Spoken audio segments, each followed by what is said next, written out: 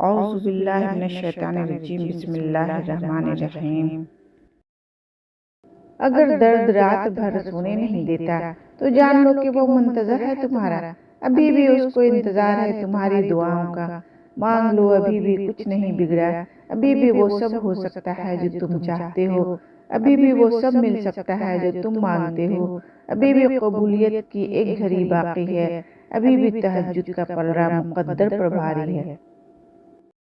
اور جس دن اللہ تم سے راضی ہو گیا، اس دن تم اپنی ان اداس آنکھوں سے اپنے نصیب کا بدلنا دیکھو گے اور خوش ہو جاؤ گے۔ اے غمگین روح، اداس نہ ہو، اللہ سب ٹھیک کر دے گا۔ یہ آپ کو ناممکن لگتا ہے، لیکن اللہ آپ کے سامنے سب کچھ ٹھیک کر دے گا، اس پر آنکھیں بند کر کے یقین کرو۔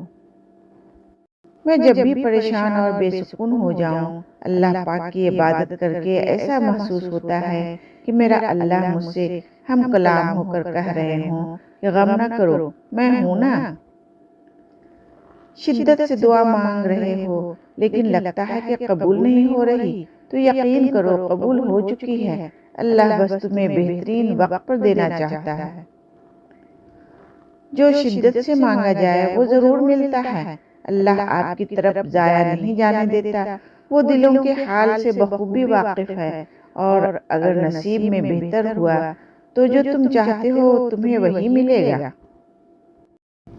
تیرے رب کے پاس تیرے لیے عطاؤں کا سمندر ہے، تمہارے یذب کے آنسو کا ایک ہی قطرہ اس رب کی رحمت کے سمندر میں شور مچا دیتا ہے، اور اس چیز کو بھی کھینچ لے آتا ہے جو تمہارے مقدر کا حصہ نہیں ہوتی، کیونکہ جن راستوں کا سفر تکلیف دہ ہوا ہو اس کا اختتام ہمیشہ حسین ہوا کرتا ہے۔ اللہ فرماتا ہے، اور عنقریب تمہارا رب تمہیں پھیر دے گا اس کی طرف جس میں تمہاری خوشی ہے۔ بہترین ہم سفر کی سب سے بڑی خاصیت یہ ہے کہ وہ آپ سے اختلاف اور ناراضگی کے باوجود بھی آپ کا خیال رکھنا اور فکر کرنا نہیں چھوڑتا۔